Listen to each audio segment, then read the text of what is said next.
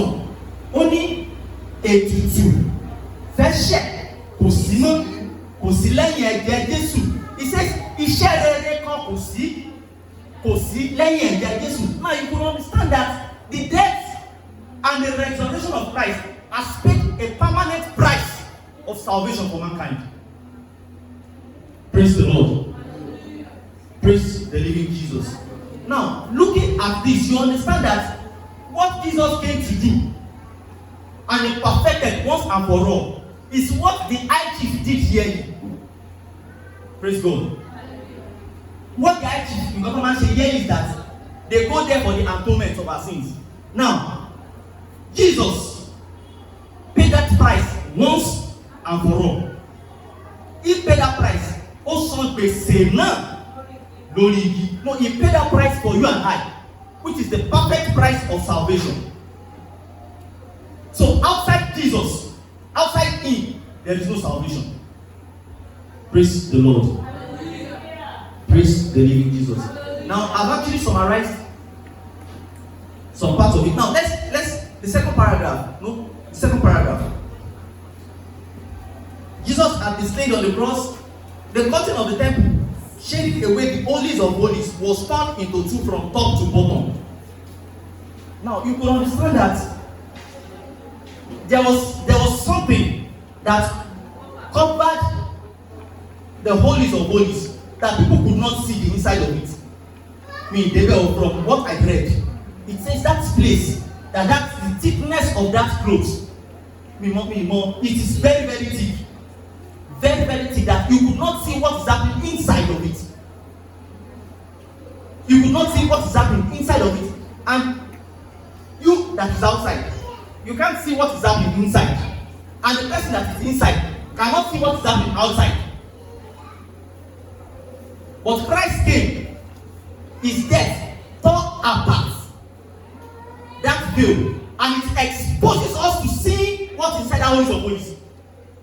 One of the Bible says, come boldly, let us all come boldly into the throne of grace that we may obtain mercy in times of need. So Christ has torn apart that veil. Gbogbo ìbòjú ó ti fàya. So how thick? Just imagine the thickness of that cloth.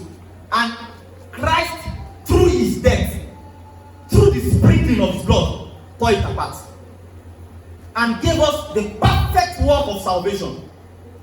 Without Christ's death, without his resurrection, there is nothing like the perfected work of salvation.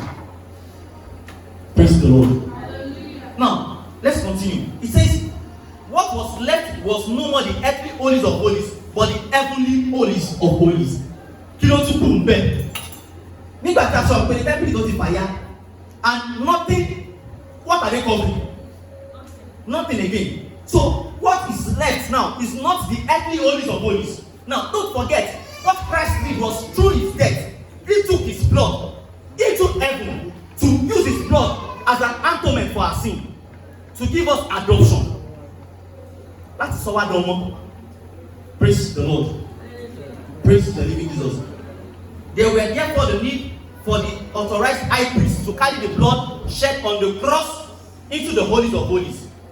The authorized high priest, the only high priest, is Jesus Christ. And it's the authorized high priest that his blood gave us that image that will not to the Garden of Eden. The person is no other but Christ Jesus, whom he rose on the third day. Whom he rose on the third day. So which means if Christ has not risen on the third day, there can't be perfection of our salvation. So which means it will only keep be the earthly salvation and not the ultimate salvation. Praise the Lord. Praise the living Jesus. The earthly salvation and not the ultimate salvation. That blood then became the seal upon the document of our adoption. Can somebody help me open to the book of Romans 3 verse 24? Romans 3:24.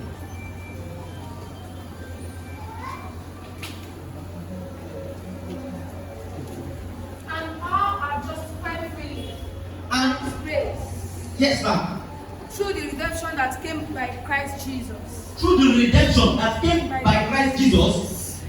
God God presented Christ God presented Christ as a sacrifice of atonement as the sacrifice of atonement through the shedding of his blood through the shedding of his blood to be received by faith. to be received by faith. He did this to demonstrate his righteousness, Yes. because in his forbearance he had left the sin committed beforehand and unpunished. Thank you, ma'am. Now you can see that Christ's death has given us that adoption that we need. Also, what don't forget, where did he pay that price? On the cross of Calvary. He paid that price. Also, he paid the price of salvation for you and I on the cross of Calvary. Amen. So, an adoption, the promise of God on which our salvation revolves. Our salvation revolves on, see, there is, when we talk about, see, I want us to leave the realm of saying salvation. Your salvation is not about your name. So you think I'm saved because I get Samuel. You have missed it. See, Christianity is not a religion. Let's get that. Christianity. I know when they give you, by the time I tell mommy, I tell Brea Broshe asks for my name, and I told Broshe, my name is Samuel. I know Broshe, we immediately Broshe, you say you are a Christian. Abi, Daddy, if you ask my name and I tell you I'm Samuel, what will you say? You are a Christian. But that is not the definition of Christianity. That is not it. I might be called Samuel and not exhibit the trait of Samuel in the Bible. And it goes beyond that. We have to leave that realm. Or probably you have been given a form to fill. And there's a place of other religion, Christianity and Islam. And you now pick Christian. That does not make you a Christian. Not until you accept that work of salvation. Romans 10:10. Through your heart, you believe. And through your mind, your mouth, justification is still made to righteousness. Praise the Lord. Praise the living Jesus. Now, Jesus had to resurrect because God had promised. You know, he himself said he's going to demolish the temple and build it within how many days? 3 days. So if Christ had not resurrected, please, I want us to open to 1 Corinthians 15. 1 Corinthians 15.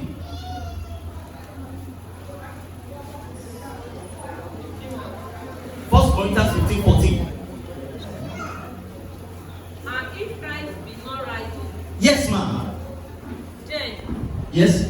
is our preaching vain, Yes, ma'am. and your faith is also vain. Thank you, ma'am. Now, if Christ is not risen, then all these things we are doing, it is vain. Then even our faith itself is vain. Oh, please, up go to 17. 17.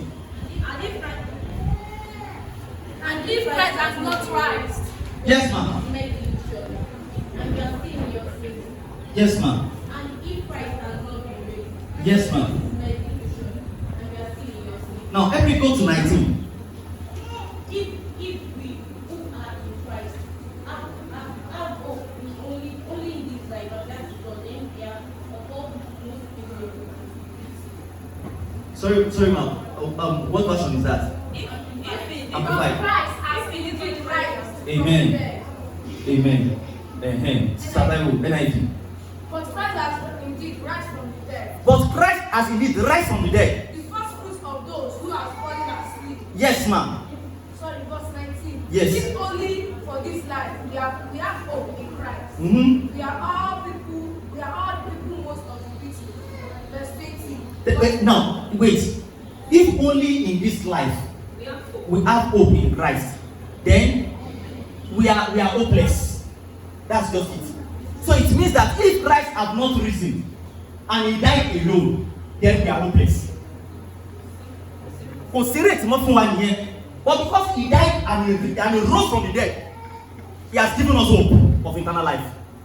Praise the Lord. So you can see that his death not only gave us perfect work of salvation on earth, but his death also gave us the hope of eternal life. Praise the Lord. Now, looking at this, let's go to the 1, 2, 3, the 4th paragraph. The 4th paragraph talked about why Jesus had to resurrect. The 4th paragraph.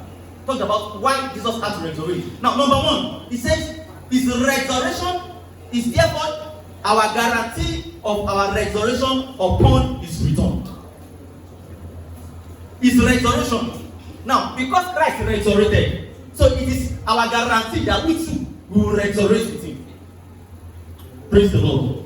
Now, you can only resurrect with him when you accept the gift of salvation he has brought to you. But by the time you neglect that gift, then it's going to be a pity. It is going to be a pity. Furthermore, number two, the resurrection of Christ Jesus sealed the fate of the devil and made certain the defeat of death. I love the second one. I love the second one.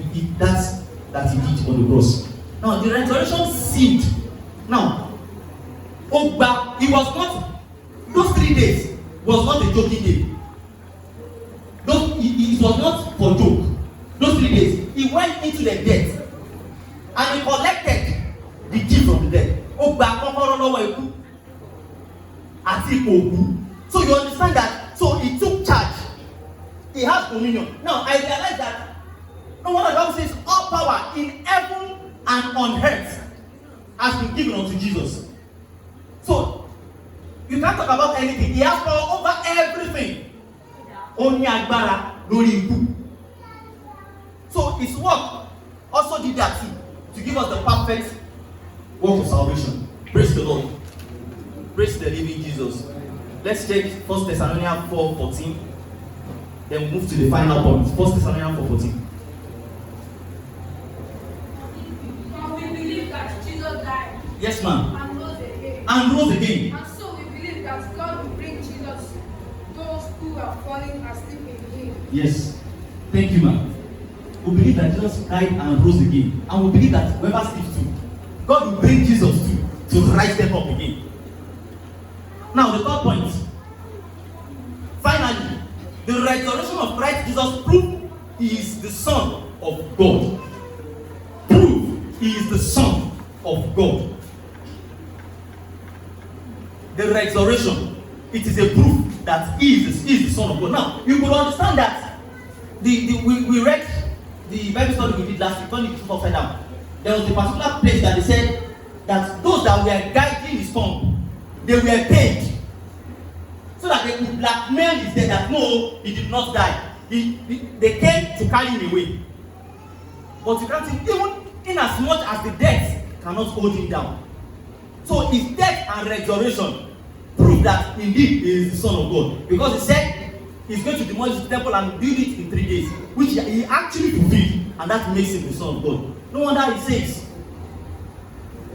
as many as receive him, unto them he has given the power to be who? To be sons of God. So all you need to do is just to receive it, so that you can be a partaker of that sonship.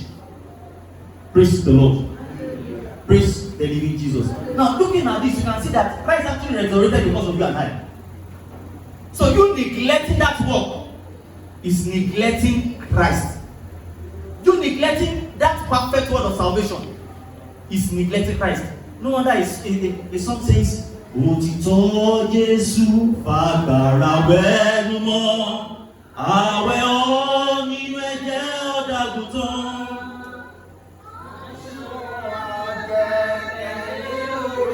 I want you to sing that song like you mean it. Àwẹ̀ ọ́. Now personalize it. Àtiwẹ̀ mi o, àwẹ̀ mi nínú ẹ̀jẹ̀, nínú ẹ̀jẹ̀.